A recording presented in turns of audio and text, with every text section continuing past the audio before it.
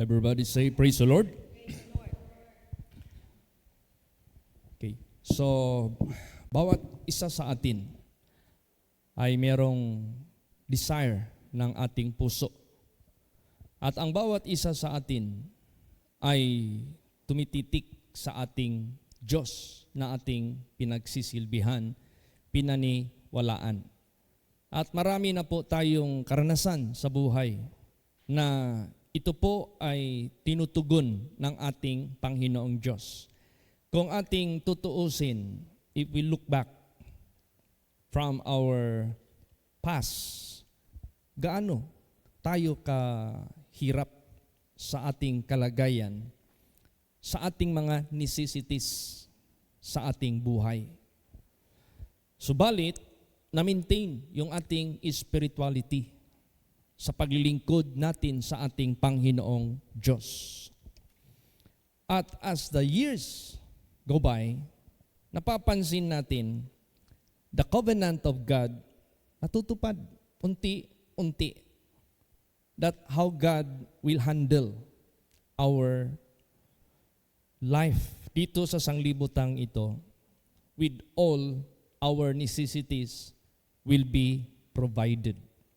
Hindi tayo pinabayaan ng ating Panginoong Diyos, and yet our spirituality is being preserved, upholded, strengthened. So, itong lahat, blessing ito ng Diyos sa buhay natin. And yet, marami pa ring mga challenges na dumarating sa buhay natin na kinakailangan natin itong iluhod, kinakailangan natin itong i-pray sa ating Panginoong Diyos. Katulad yan sa ministry natin. Habang lumalawak yung ministry natin, lumalaki rin ang ating matatawag nating responsibility. Pag lumalaki yung responsibility natin, lumalaki ang challenge sa buhay natin. Parang pamilya. Nagsimula sa husband and wife. Nung wala pa silang bata, hindi pa ganun kalaki ang responsibility. Pagdating ng mga anak at lumalaki, hindi pa gaano. Pero nandyan na ang pressure. But as the years go by, nag-aaral na yung mga bata, magkukulihiyo na, lumalaki yung responsibility. So, ganun din sa ating paglilingkod sa ating Panginoong Diyos.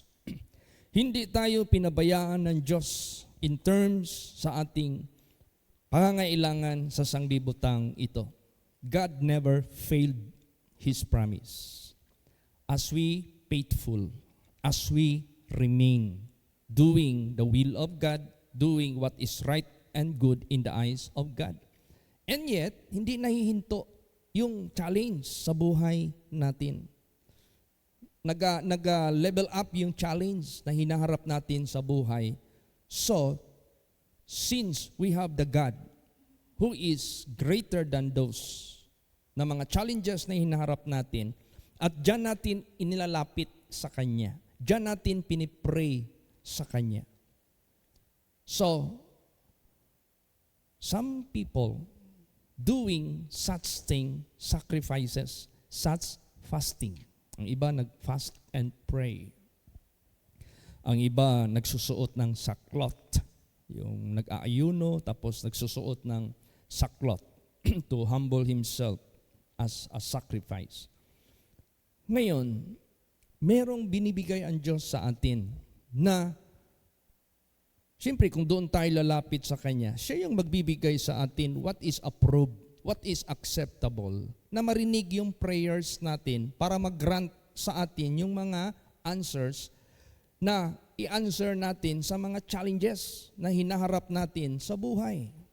Kung ano yung mga challenges ng unang panahon na maliliit pa lang at hinatid tayo ng Diyos sa pagtatagumpay, lumalaki ng lumalaki yung challenges. Hinahatid naman tayo ng Diyos sa katagumpayan. Lumalaki ng lumalaki yung challenges. Hinahatid naman tayo ng Diyos sa katagumpayan. So, ang nangyari ito ngayon, it is increasing and yet we are not being defeated. but we are able to overcome. Another na naman na mga challenges. So, we need na system na approved by God, accepted by God, and required by God. Kasi kung siya yung magpanggagalingan ng grant, kung siya yung panggagalingan ng answer na ating hinihingi sa mga tugon ng ating hinaharap na mga challenges, siya yung magbibigay ng requirement.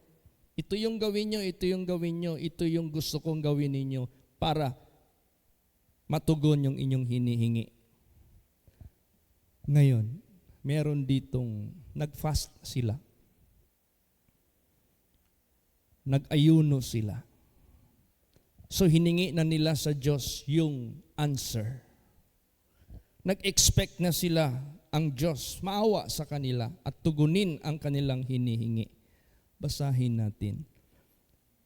Isaiah 58 verse 3. Praise the Lord. Wherefore have we fasted, say they, and thou seest not? Wherefore have we afflicted our soul, and thou takest no knowledge? Behold, in the day of your fast ye find pleasure, and exact all your labors. Yan ang kanilang sinabi. Tapos na sila nag-fasting. They have made the fasting. Sabi diyan, wherefore we have fasted. Tapos na. Sabi nila, thou seest not, hindi mo ba nakita? Sinabi nila sa Diyos, hindi mo ba nakita, Panginoon, nag-fasting na po kami. Hindi mo napansin, hindi mo nakita. Wherefore have we afflicted our soul. Amin pong sinaktan, nag-sacrifice kami, nag-suffer kami. And thou takest no knowledge. Hindi mo ba ito alam? Siguro, sabi nila, why there is no answer? Why there is no response from Him? Hindi kaya nakita? Hindi kaya napansin ang fasting namin, ang pag-afflict sa aming kaluluwa? Hindi niya kaya ito nalaman? Behold, in the day of your fast, ye find pleasure. Ibig sabihin yan, masaya sila na nagfa-fast. And exact all your labors. Hinihingi na nila sa Diyos yung compensation. Hinihingi na nila sa Diyos ang result. Hinihingi na nila sa Diyos ang outcome sa kanilang labors, sa kanilang fasting, sa pag-afflict ng kanilang kaluluwa. And yet, ano ang interpretation ng Diyos sa kanilang ginawa? Bakit walang sagot? Bakit walang sagot? Bakit parang hindi nalaman ng Diyos? Bakit parang hindi napansin ng Diyos? Anong sinabi diyan? Basahin natin. Verse 4. Praise the Lord. Behold, ye fast for strife and debate, and to smite with the fist of wickedness. Ye shall not fast as ye do this day, to make your voice to be heard on high. Yan. Behold, ye fast for strife. Hindi pala yun, right? And debate. Wala palang silbi yun. Nahulog lang sa strife. Nahulog lang sa debate. And to smite with the fist of wickedness. Fist of wickedness. Suntok ng mga kasamaan. Wala pala doon, hindi nakita. Ye shall not fast as ye do this day to make your voice to be heard on high. Hindi kayo nag-fast na upang marinig ang inyong boses doon sa Panginoon. Ano pa ang sinabi diyan? Another explanation from God. Isaiah 58 verse 5. Praise the Lord. Is it such a fast that I have chosen, a day for a man to afflict his soul? Is it to bow down his head as a bulrush, and to spread sackcloth and ashes under him? Wilt thou call this a fast and an acceptable day to the Lord? Yan. Ito ba ang fast na pinili ko sa araw ng pagsakit sa inyong kaluluwa at para kumbawa ninyo? Ano ba yung kumbawa? Ibaw. Down ninyo ang inyong ulo, parang bulrush, para bang lantang-lanta na. And to spread sackcloth and ashes under him. Wilt thou call this a fast and an acceptable day to the Lord? So ibig sabihin yan, this is not the fast to be heard, the prayer of His people. Ano pala ang pinili ng Diyos? Approved by God, acceptable by God, so that the prayer of His people will be heard and their request will be granted. Ano pala ang pinili ng Diyos? Basahin natin. Verse 6.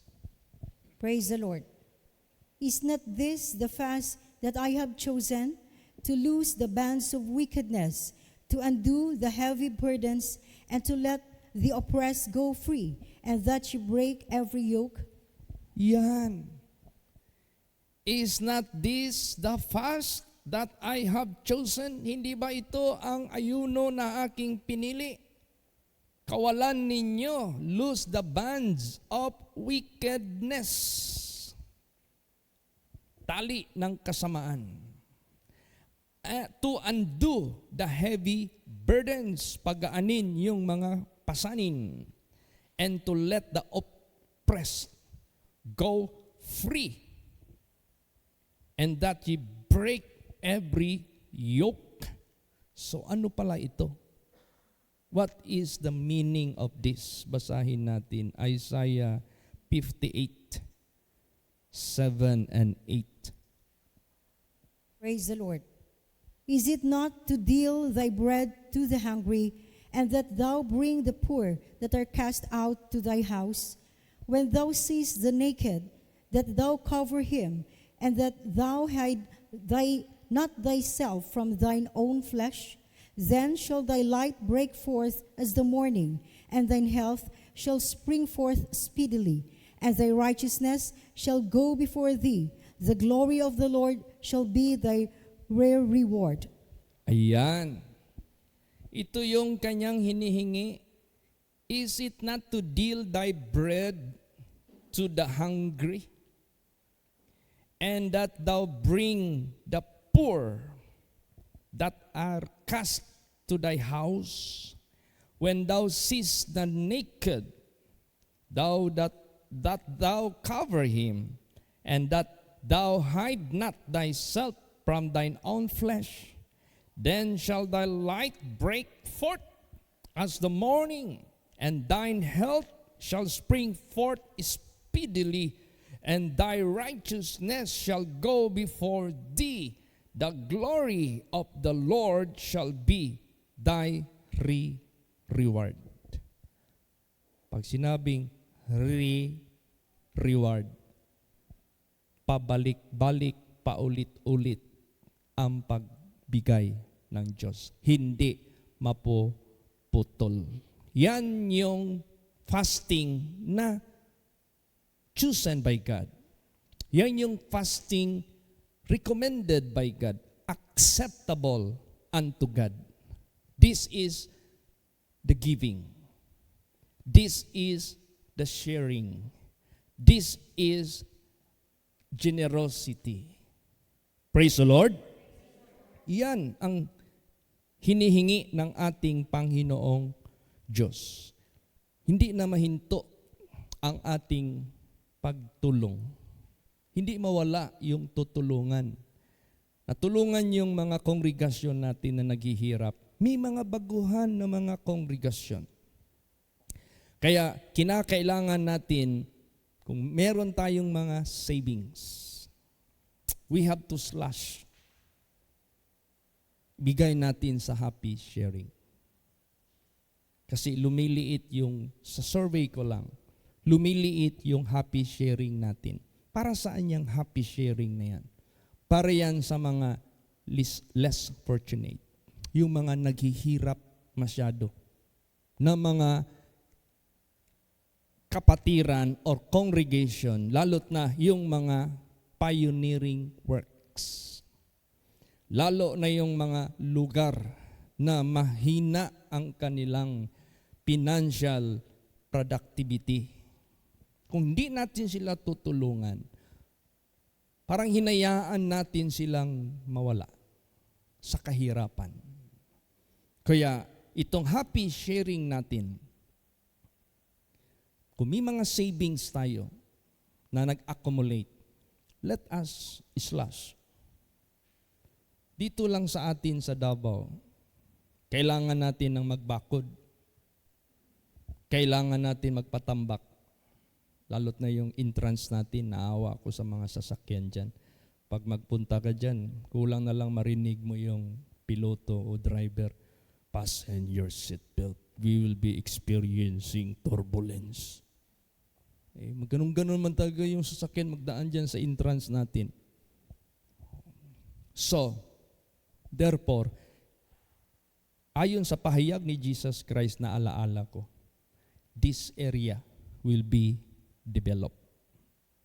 This area will be improved.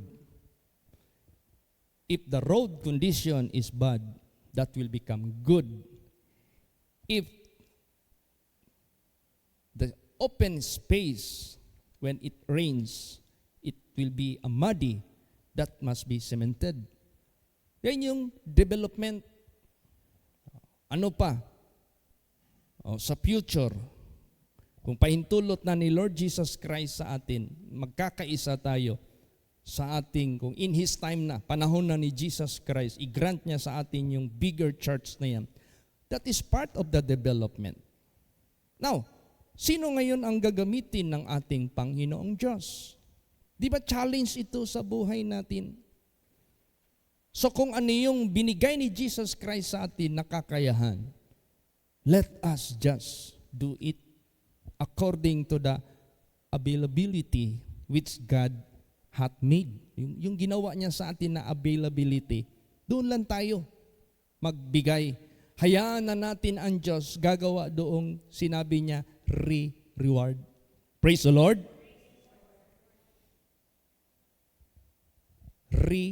Reward. Siya hindi mauubusan. Siya yung magbibigay sa atin. God be willing, I will be visiting Davao Oriental. There is a need for me to visit. After the catastrophe, hindi pa ako nakabisit doon. They need our comfort. So, let us prepare among ourselves. I should not go there empty-handed. I must have something to be given to them. Praise the Lord. Iyan na yung ministering na gusto ng Diyos. Kaya tinawagan ko yung Marbel. Sabi ko, hindi ko pa naman ginagamit itong Delica. Gamitin nyo na ito. But anytime magpunta ako ng bundok, mag-request naman din ako sa inyo. Gamitin ko rin yan. Kasi naawa din ako sa kanila. Maraming visitation, yung kwento sa akin ni Pastor Francis Bayog, dami nilang visitations. Nauulanan sila, Pastor Dan. Alam mo, Pastor Dan, weak yung physical niya. Kaya sabi ko, I will lend this vehicle, but before kunin nyo dito, dapat ano na yan. Wala na kayong problema, sakay na lang kayo. So, let's pray for that. Kung ano yung availability na binigay ni Jesus sa atin na resources, let us share. Praise the Lord. Let us give. Amount doesn't matter. That matters is what is the available in your hand. Praise the Lord. Kung ano yung available sa kamay natin. So, meaning to say, God made us to increase in terms of helping, in terms of extending, our assistance, pinapa-increase ng ating Panginoong Diyos unlike before. So, kaso tumataas yung challenge sa buhay natin. So, we need to apply this kind of fasting which God have chosen, itong generosity, itong share, pagbibless sa mga naghihirap. Basahin pa natin. 1 John 3:17. Praise the Lord. But whoso hath this world's good, and seeth his brother have need, and shutteth up his bowels of compassion from him, how dwelleth the love of God in him? Yes. But whoso hath this world's good, to God be the glory. Tinan mo yung ating van. Yung mga less fortunate na mga kapatiran natin, nasusundo sila. Tulad ni Sister Eliha, hindi na yan nakakarating dito sa matagal na panahon. Yung pamilya niya hindi naman makasupport sa kanya. Meron siyang van dati, hindi rin nila na pag-ingatan. So, kaya isa siya na binigyan ng Diyos ng pagkakataon. Yung mama ni Sister Pastora Inday Grace, dinagdag namin yan sila. Pati yung mga taga-Panakan area, Sister Lilia. Kung sino man yung madaanan dyan, Sister Jean, may edad na rin. Sila yung nakikater. Hindi lang yung nanay ko. At least tapos na yung nanay ko. So, hindi mahihinto yung ating tutulungan. Praise the Lord. Hindi na ito mahinto. And this is challenge to us. Time will come, hindi lang van ang magsusundo sa mga kailangan. Meron man talagang kailangan sunduin, tulungan ba? Lalo't na si Sister Eliha. Tingnan mo, pagbaba pa lang dyan, takbo ka agad yung wheelchair. Kailangan talagang buhatin siya. Kasi ang paglilingkod natin sa ating kapwa, till death. Praise the Lord. Yung mama rin ni Pastora Inday, sabi ko, Nay, kaunin ka namin dyan. Mag-abang ka lang doon sa kanto. Pastor, walay mo atod na ako sa kanto. Ay mo din kauban diyan, Nay. Tuan na, nilakaw na. Ako na lang isa. Oh, so you have to sacrifice. You have to fetch her from the doorstep dyan mismo para lang sila maalalayan, matulungan. At marami pa tayong ma-extend na tulong by the grace of God, by the power of God, lalo't na itong happy sharing program natin. Atin itong mag-share tayo kasi minsan sumisilip ako dyan. Parang wala mang laman. Tinatanong ko yung chat magkano yung ano ito dad, this is from this date until now. Tapos yun lang ang sabi ko, masyadong parang kailangan ng reminder. Praise the Lord. So binigyan tayo ng insight ng Diyos sa atin. We have our own problem. We have our own petition. We have our own heart's desire. We have our own project. But key na binigay ng Diyos sa atin for the so-called answer, ito na, ang pinili ng Diyos na tulungan natin yung mga dapat natin tulungan. Praise the Lord. Basa pa. Luke 3:11. Praise the Lord. He answered and saith unto them, He that hath 2 coats, let him impart to him that hath none, and he that hath meat, let him do likewise. Yes. He hath 2 coats, let him impart to him that hath none, and he that hath meat, let him do likewise. Praise the Lord. If you have extras, then you can share it to others. Hindi naman ibig sabihin yung sarili mong damit, maghubad ka na lang para ibigay mo doon sa iba. That is hypocrisy. Kaya nga, if you have 2 coats, then the extra will be shared to others. So how God clothed you and you have extras, mirong wala, tulungan natin. That is the fasting. Fasting, abstaining food to be taken for the benefit of your own self. So fasting is dispensing. Anong dispensing? Naglalabas ka. Hindi mo pinapasok sa sarili mo. Instead, you are going to consume it for your consumption. You are giving it away to others. Praise the Lord. So, yun ang fasting na hinihingi ng ating Panginoong Diyos. At dyan natin makikita. Basa pa, Romans 12:13. Praise the Lord. Distributing to the necessity of saints, given to hospitality. Yes. Alam mo, there are tatlo kasi ang dapat nating pagtuunan ng tulong. Ano yun? Through prayer, ang objective natin, matulungan una ang pastor. Kasi siya yung nagdadala. Dapat maalalayan. Ikalawa, ang church. Ikatlo, ang mga members. Para mabuhay at lalabong kahit paman ang mga kongregasyon po natin. And this can be done through prayer, and there will be grant, then there will be gathering of all things that we have to give. Hindi pwede na we ask from God, we have made the fasting which have God chosen, ginawa na natin yung fasting na pinili ng Diyos na dapat nating gagawin. Tapos nahinto yung ating contribution, nahinto yung ating giving away, yung pagbibigay natin. Hindi yan mahihinto. He will be our reward. Praise the Lord.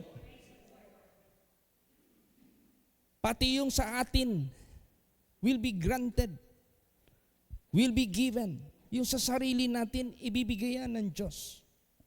After we have done His will, we shall receive the promise.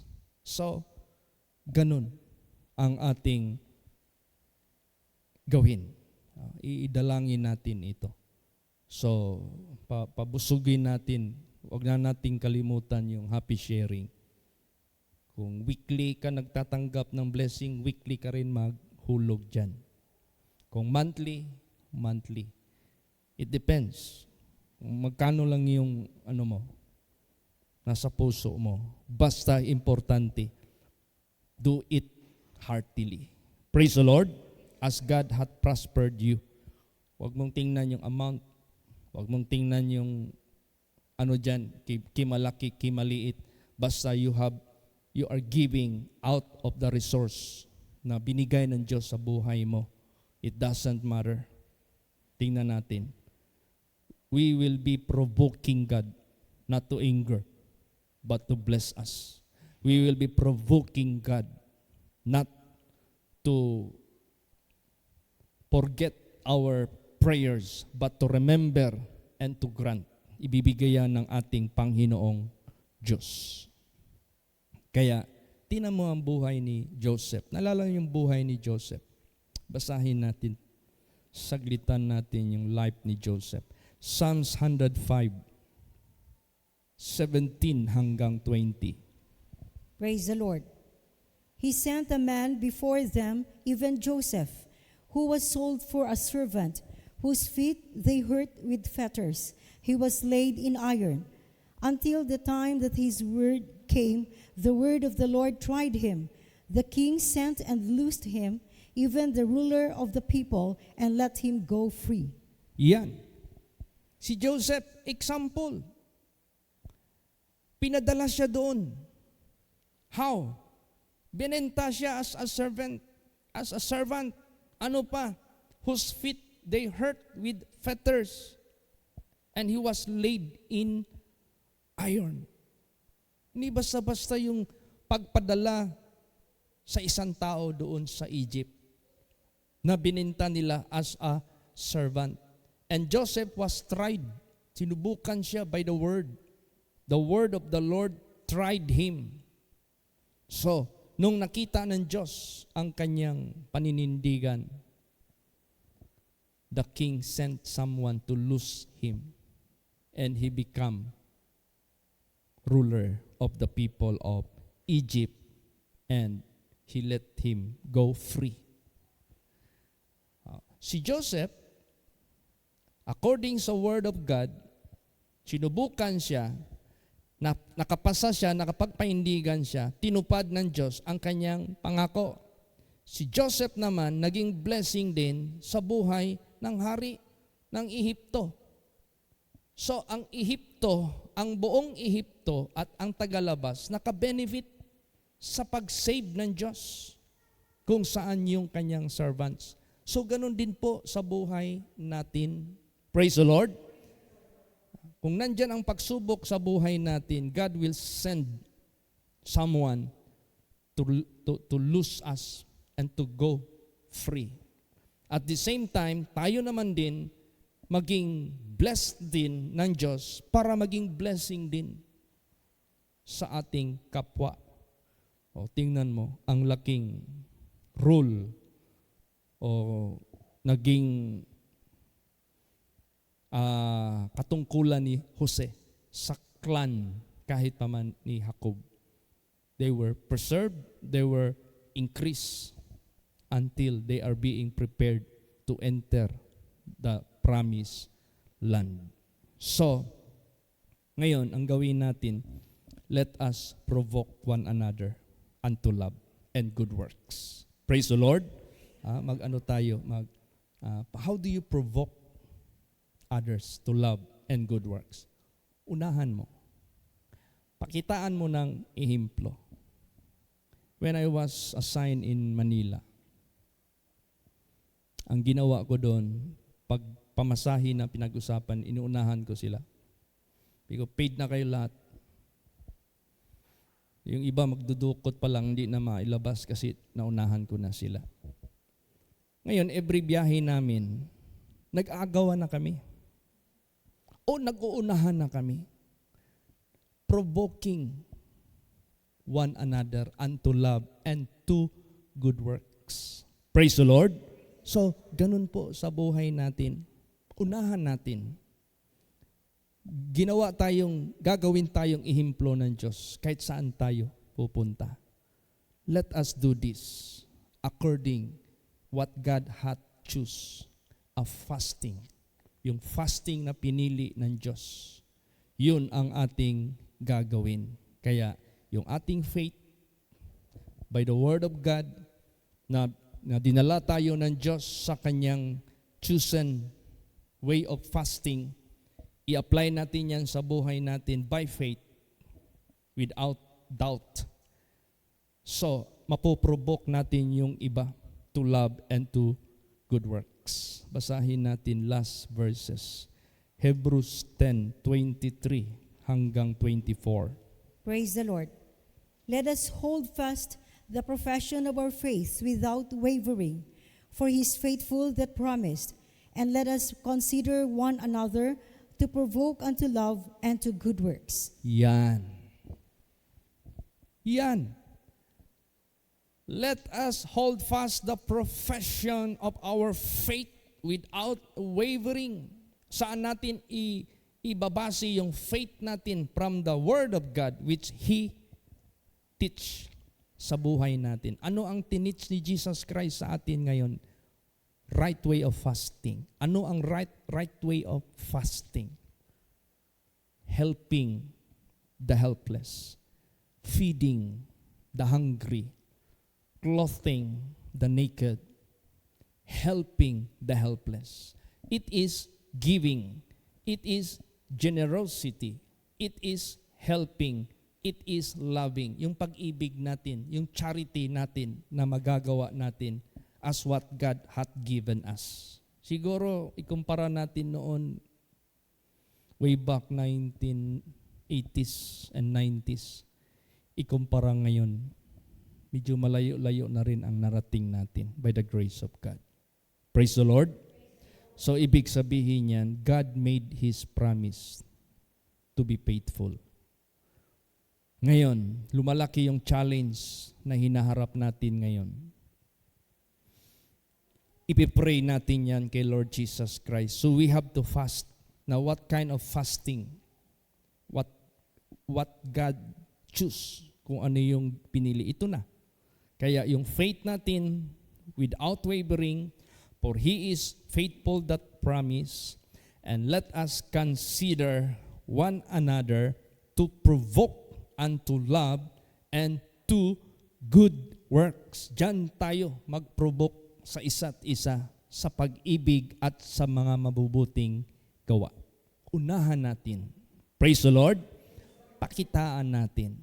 Tayo yung maging ihimplo nito. Maraming ma-encourage. Maraming mabibless. Because this is how God choose the fasting, the right fasting for our prayer to be heard, for our heart's desire to be granted. Ito yung pinili ng Diyos. Diyan natin makikita ang outcome by the grace of God. So, do not forget, let us give away out of the blessing which God hath made to us. Praise the Lord. Huwag tayong He is the reward. Maliwanag yan. Siya yung reward. Siya yung magbalik ng mga pagpapala na ginamit natin para sa pagtulong. So this coming Sunday will be our triumphal entry service. So let's pray for the guidance and for the message of our Lord Jesus Christ to be delivered. I-pray natin ito until sa March 28. So this is the exact day when Jesus Christ died. Ito'y isakto. Thursday, Friday, Saturday, in the third day, He rise again. Praise the Lord. So to God be the glory. Let's pray for all the speakers to be guided and to be given the message of God. And let's pray for good health, for strength. At i-pray natin ang lahat na mga hinaharap na mga challenges sa buhay po natin. By God's grace, by God's mercy, this is how God will answer all our prayers. The fasting which God recommended to us to help the helpless. Praise the Lord. Magsitayo po ang lahat.